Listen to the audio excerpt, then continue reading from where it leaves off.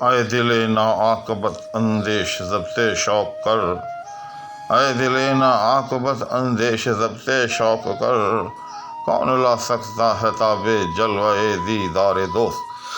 السلام علیکم ناظرین۔ تو وہ غزل کی جس کا آغاز میں نے اس سے پچھلی ویڈیو میں کیا کہ آمد خط سے ہوا ہے سرد جو بازار دوست، دو دشہ میں کشتا تھا شاید خط رخسار دوست، اس کا اگلا شعر لے کر آپ کی خدمت میں حاضر ہو رہا ہوں۔ مختصر طور پر ٹو دا پوائنٹ بات کروں گا، وقت بالکل ضائع نہیں کروں گا، اس لیے احباب سے التماس ہوگی کہ وہ اس ویڈیو کو آخر تک دیکھیں۔ تو ہمیں بلا تاخیر شروع کرتے ہیں۔ غالب کہتا ہے کہ اے دل ناعاقبت اندیش، اس میں یہ ایک پورا مرکب ہے، دل ناعاقبت اندیش۔ تو دل جو ہے اس میں موصوف ہے اور اس کی صفت جو ہے وہ ناعاقبت اندیش جو ہے وہ قرار دی گئی ہے۔ اور یہ جو صفت ہے اس کی ناعاقبت اندیش، اس کا مطلب کیا ہے؟ نا کا مطلب نا، عاقبت انجام۔ عقب یاد رکھیے گا کسی بھی چیز کے پچھلے حصے کو کہتے ہیں، جیسے کہا جاتا ہے کہ اس نے عقب سے جو ہے نقب لگائی، یہ چوروں ووروں کے متعلق کہا جاتا ہے کہ انہوں نے مکان کے عقب سے جو ہے وہ نقب لگائی۔ تو عقب کا مطلب ہوتا ہے پچھلا حصہ، تو اسی سے انجام، آخر، جی ہاں، یہ سب الفاظ عاقبت کے معنی میں ہوتے ہیں۔ یوم آخرت کو عاقبت بھی کہتے ہیں کہ دیکھیں جی فلاں صاحب نے جو ہے اپنی عاقبت جو ہے وہ خراب کر لی ہے، یعنی وہ نماز روزے کی طرف نہیں آ رہا، اسے اپنی عاقبت کا چندہ خیال نہیں۔ تو بہرحال عاقبت اندیش، اندیش یہ بھی فارسی کا مصدر ہے، اس سے اس میں فاعل بنایا گیا ہے۔ تو عاقبت اندیش، اندیش کا مطلب ہوتا ہے سوچنے والا، یعنی جب اس مصدر کے مضارع کا آخری حرف دور کر کے اس کو کسی لفظ کے ساتھ رکھتے ہیں، ملاتے ہیں، تو یہ سوچنے والا کے معنی دیتا ہے۔ تو عاقبت اندیش، عاقبت کو سوچنے والا، انجام کو سوچنے والا۔ اور نا یعنی جو نہ ایسا کرے، یعنی نا عاقبت اندیش کا کیا مطلب ہوا؟ یعنی ایسا شخص کہ جو انجام سے بے خبر ہو، انجام کے بارے میں نہ سوچے۔ تو یہ دل کی صفت بیان کی گئی ہے، تو مراد کیا ہوا؟ اے دل نا عاقبت اندیش، یعنی اے ایسے دل کہ جس کو اپنے انجام کی کوئی جو ہے وہ سوچ نہیں ہے، اپنے انجام کا خیال نہیں ہے۔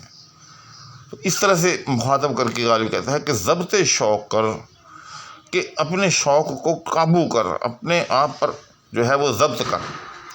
کون لا سکتا ہے تاب جلوہ دیدار دوست، تاب جلوہ دیدار دوست، یہ پورے کا پورا مرکب ہے کہ جلوہ دیدار کی طاقت، تاب و تواں، اس کی ہمت۔ تو اب اس لفظی تفہیم کے بعد ہم اس شعر کی معنوی تفہیم کی طرف آتے ہیں۔ تو جیسے میں نے پہلے بھی بسا اوقات عرض کیا ہے کہ غالب کے ہاں یوں سمجھیں کہ پورا ایک واقعہ ہوتا ہے، اور اس واقعے کو غالب جو ہے بڑی خوبصورتی کے ساتھ دو لائنوں میں، دو مصروں میں جو ہے منظوم کر دیتے ہیں۔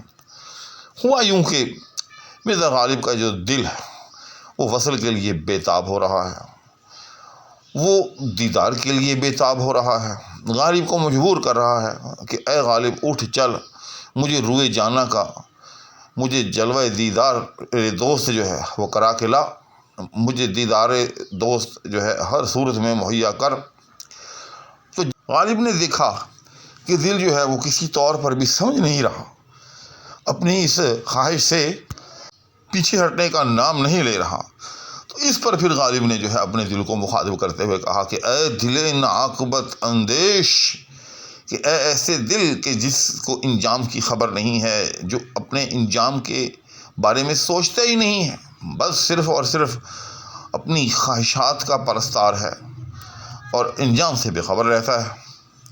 ضبط شوق کر، یہ جو تمہارے اندر آتش شوق بھڑک رہی ہے، اس کو ضبط کر، اپنے جذبات پر تھوڑا سا قابو لا۔ کیوں؟